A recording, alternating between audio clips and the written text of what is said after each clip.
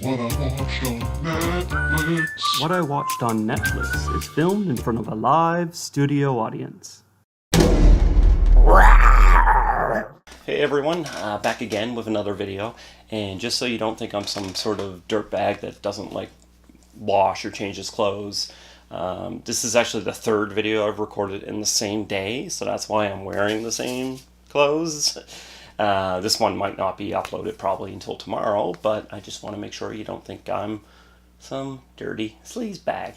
Anyways, so on this episode of What I Watched on Netflix, I just finished watching The Resort, and it is a zombie movie, and you'll know it's a zombie movie because it uses the letter Z in its title. The Resort. So I assume they put the Z in there to represent zombies, or it could be the American bastardization of how to spell words. Anyways, The Resort, I've seen it a few times when scrolling through Netflix, and it didn't really jump out at me. It just seemed like another really low, like kind of cheesy, low-budget zombie movie, so I was like, nah, screw it. But then I saw someone post on Facebook that they actually watched it, they actually got up the courage to watch it, and they said it was actually pretty good. So I'm like, okay, fine, I'll give it a chance. And you know what? It actually was pretty good. It is directed by, it's a 2015 film. It's directed by Steve Barker, who has done a couple Outpost films. I think maybe, Ray Stevenson is in them, maybe. I haven't seen him, but I've heard some okay things about him. It's written by Paul Gerstenberger, and I haven't seen much of his. One of the lead actors, though, is Dougray Scott. He plays Archer. He was the villain who was fighting Tom Cruise as he ran in Mission Impossible 2. And he was also, I don't know what else. Let's look and see what other films he was in. If the internet would speed up. Oh my God, Rogers. If you live in Canada, Rogers sucks balls. Just so you know.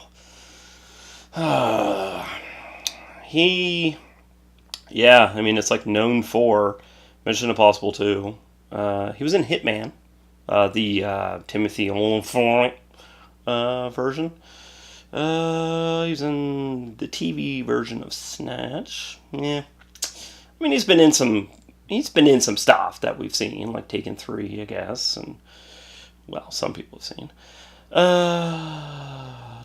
Yeah. Anyways, so he's in it. So there's a known actor. There's also Jessica. Come on, seriously, can't you just give me a normal name? Jessica de Gouw. Gouw. Gouw. Anyways, she has been in. She was in a short-lived Dracula series that got canceled. She was in Arrow as a huntress. So she's in it, and then there's some other randoms. And yeah, so the idea behind The Resort is that the zombie apocalypse has already happened, the war has been won, humans live, and any zombies that are left are basically on an island. They're on a resort, and you pay to go there to basically kill zombies. So, I mean, it's not, I wouldn't call it an original idea, because it's basically taking Jurassic Park, swapping out the dinosaurs, and putting zombies in it. That's exactly what they do. Like, they take a cruise boat to the island, they get up there, they jump in jeeps, they drive to the resort. There's even a scene where they're like, after the zombies outbreak and stuff like that, they actually use a scene where there's an electric fence, and they're like, oh God, is the fence live, kind of thing. And it's like, what? I'm like, what is it Jurassic Park? But anyways, it's actually confidently shot. Like, there's CGI in it, but it's not like really overdone CGI.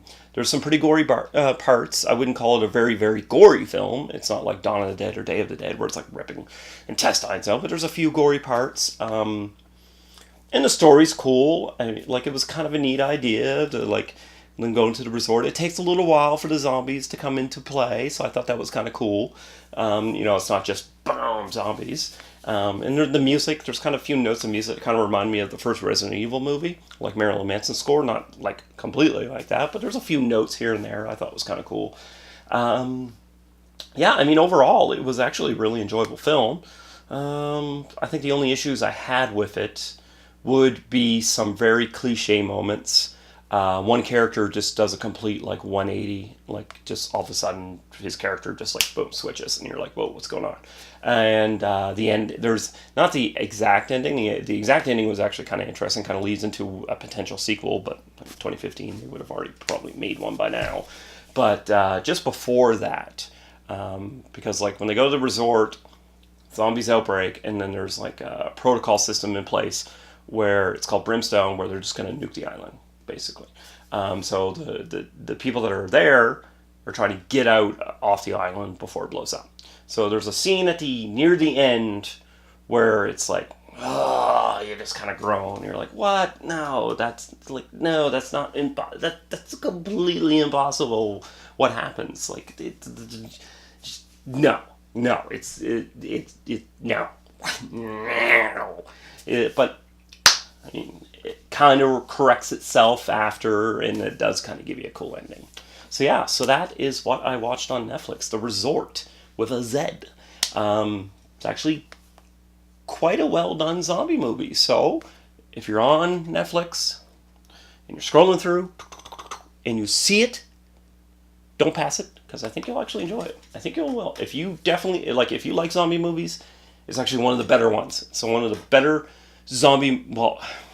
okay, back it up. I'm not going to say it's one of the better zombie movies. There's tons of really good zombie movies, but it's one of the better low budget, what you think would be terrible zombie movie, but actually isn't a terrible zombie movie. Yeah, see? That makes sense, doesn't it? So, that's it for now. I want to thank you for watching, and if you like what you hear and you like what you see, this beautiful piece of Michael, make sure to click to subscribe, and there'll be plenty of more videos. So, thank you, and have a good day.